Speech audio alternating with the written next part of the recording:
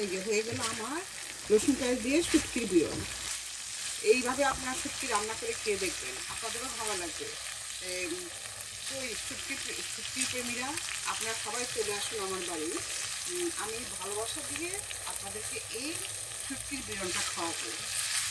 আপনারা খাবেন তো খাবেন, একদম হাত চেটে পুটে খাবেন, মানে এতটাই মজার এই শুটকির বিয়ন। তো এভাবে আপনারা এভাবে রান্না করে খেয়ে খাবেন এবং আপনারাও এটার স্বাদ তখনই বুঝতে পারবেন। আমার রেসিপিটা দেখে আপনারা এইভাবে রান্না করবেন, রান্না করে খেয়ে দেখবেন যে এই শুটকি রান্নাটা কতটা মজার। তো আমার আমার ঘরে তো এই শুটকিটা খুবই পছন্দ। আমি তো রান্না করতে করতে আমার জিভে পানি চলে আসে।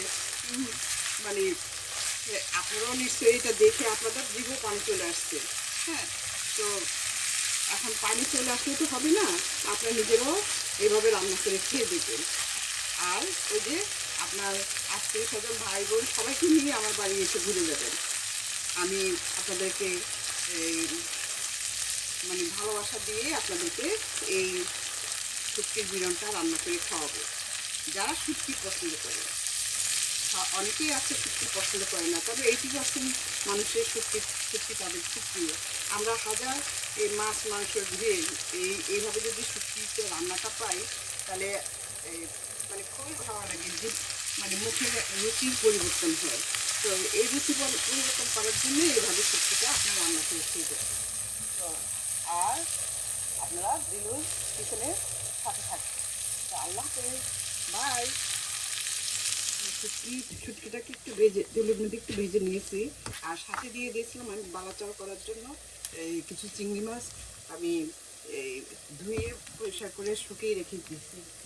সেই চিংড়ি মাছ কিছু সামনে একটু দিয়ে দিয়েছি, এটা আমার কাছে ভালো লাগে দিলে। এটা দিতে হবে আমি কোনো ইয়ে নেই, আপনারা স্কিপ করতে পারেন। এখন দিয়ে দিব আমি যে পেঁয়াজগুলি আমি দিয়ে দিচ্ছি।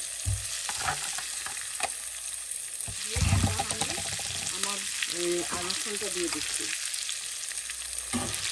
এখন আমি স্বাদ মতো আমি কোনো মশলা বেশি দেবো না, আমি ওই সামান্য একটু হলুদের গুঁড়া, আমি কিন্তু হলুদ গুঁড়া বেশি শুটকির মধ্যে খুব একটা বেশি দিই না, কারণ মরিচটা একটু বেশি দিই, একটু ঝাল হলে ভালো লাগে, কারণ পেঁয়াজ সাথে দিয়েছি। তো এই যে দেখুন আমি ঝালটা আপনাদের মানে রুচি অনুযায়ী দেবেন, যে যেমন ঝাল খান তেমন দিতে পারেন, বেশি খালে বেশি দেবেন, কম খালে কম দেবেন। তো এভাবে দিয়ে ভালোভাবে কষিয়ে তারপরে দিব স্বাদ মতো লবণ দিয়ে আমি এখন এটাকে ভালোভাবে কষিয়ে নেব।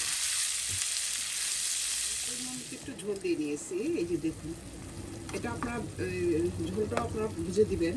এখন আমি একটু ঢেকে দিব, সিদ্ধ হওয়া পর্যন্ত এটা ঢেকে দেবো আর কি।